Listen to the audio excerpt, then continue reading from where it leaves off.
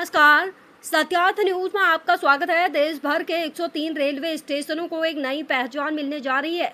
प्रधानमंत्री नरेंद्र मोदी 22 मई को वर्चुअल माध्यम से इन स्टेशनों का लोकार्पण करेंगे। ये स्टेशन अमृत भारत योजना के पहले चरण में विकसित किए गए हैं, जिनमें आधुनिक सुविधाएं और क्षेत्रीय पहचान का समावेश किया गया है। उत्तर मध्य रेलवे के आगरा मंडल का मंडावर महुआ रोड स्टेशन भी इस परिवर्तन का हिस्सा है, जिसे 2.8 करोड़ की लागत से पूरी तरह आधुनिक रूप दिया गया है। यहाँ यात्रियों को मिलेगा नया प्रतीक्षालय, बेहतर शौचालय, दिव्यांगजनों के लिए विशेष सुविधाएं, डिजिटल साइन बोर्ड और सुरक्षित सर्कुलेटिंग एरिया। यह सिर्फ इंफ्रास्ट्रक्चर का विकास नहीं, बल्कि भारत को विकसित राष्ट्र की ओर ले जाने वाली मजबूत कड़ी है। मंडावर से ब्यूरो चीफ मनोज खंडेलवाल की रिपोर्ट। आगरा की कितनी बड़ी भूमिका होगी इसके अंदर और उत्तर प्रदेश का क्या है देख रहे हैं आप कैसे इसके?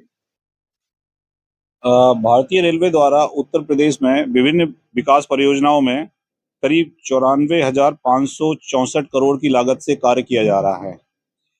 पिछले करंट वित्त वर्ष में हमको 19,858 करोड़ रुपए का बजट का आवंटन भी हुआ है। उत्तर प्रदेश में इसी के अंतर्गत उत्तर प्रदेश में 157 स्टेशनों पर अमृत स्टेशन योजना के तहत विकास के कार्य किए जा रहे हैं।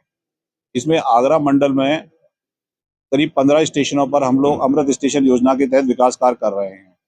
कल माननीय प्रधानमंत्री जी द्वारा इन्हीं में से 5 स्टेशनों का इनॉग्रेशन किया जाएगा। इन 5 स्टेशन पर लगभग 40 करोड़ रुपए की लागत से कार्य किए गए हैं। पहला स्टेशन इसमें है ईदगाह आगरा जंक्शन रेलवे स्टेशन। इस पे circulating area, parking development, platform number 4 का डेवलपमेंट, न्यू स्टेशन बिल्डिंग का extension, coach indication display board, VIP lounge, first class waiting hall, इस तरह के काफी कार्य किए गए हैं। मंडावर महुआ रोड रेलवे स्टेशन पर भी एग्जिस्टिंग बिल्डिंग का रिनोवेशन किया गया है। उसके अलावा पार्किंग एरिया और सर्कुलेटिंग एरिया का काफी मेजर डेवलपमेंट किया गया है। गोविंदगढ़ स्टेशन पर प्लेटफॉर्म नंबर का full length high level platform बनाया गया है। बिल्डिंग का रेनोवेशन किया गया है। पार्किंग एरिया, सर्कुलेटिंग एरिया का डेवलपमेंट किया गया है। बिल्डिंग का फसाड इंप्रूव किया गया है। इसी तरह गोवर्धन स्टेशन पर आते हैं तो वहां भी पार्किंग और सर्कुलेटिंग एरिया में मेजर डेवलपमेंट किया गया है। स्टेशन का रेनोवेशन किया गया है और बिल्डिंग का एक्सटेंशन भी किया गया है। और फतेहाबाद स्टेशन पर पार्किंग और सर्कुलेटिंग एरिया के डेवलपमेंट के अलावा स्टेशन की एंट्री का इम्प्रूवमेंट किया गया है। वहां पर वेटिंग एरिया था, उसको इम्प्रूव किया गया है। वेटिंग फर्स्ट क्लास का वेटिंग एरिया बनाया गया है और स्टेशन पर टॉयलेट्स इम्प्रूवमेंट किया गया है। सरकार आगरा पर ध्यान देगी, मथुरा में धार्मिक नगरी है, कितना महत्वपूर्ण मानते हैं आप देश के रेल मंत्रालय?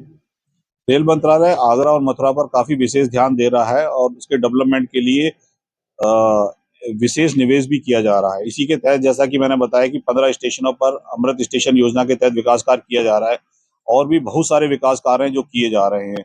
आरओबी आरयू के वर्क हैं। जैसे अगर आप आगरा पर आइए तो आपकी जो लेवल क्रॉसिंग गेट की समस्या है उसको लेकर के एक इंटीग्रेटेड डेवलपमेंट प्लान किया गया, वर्क भी अवार्ड हो गया, कार्य भी शुरू हो रहा है उस पर। तो रेल प्रशासन आगरा और मथुरा के विकास के लिए पूर्ण ध्यान दे रहा है।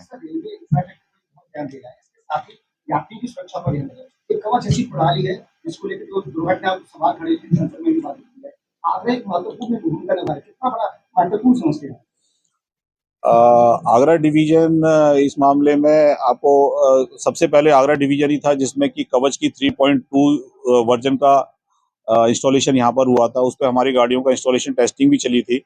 अभी रिसेंटली अपग्रेडेड वर्जन 4.0 पर कार चल रहा है। मथुरा से लेकर के पलवल से लेकर के वृंदावन रोड तक ये कार पूरा कर लिया गया है और बाकी कार भी आगे पूरा कर लिया जाएगा।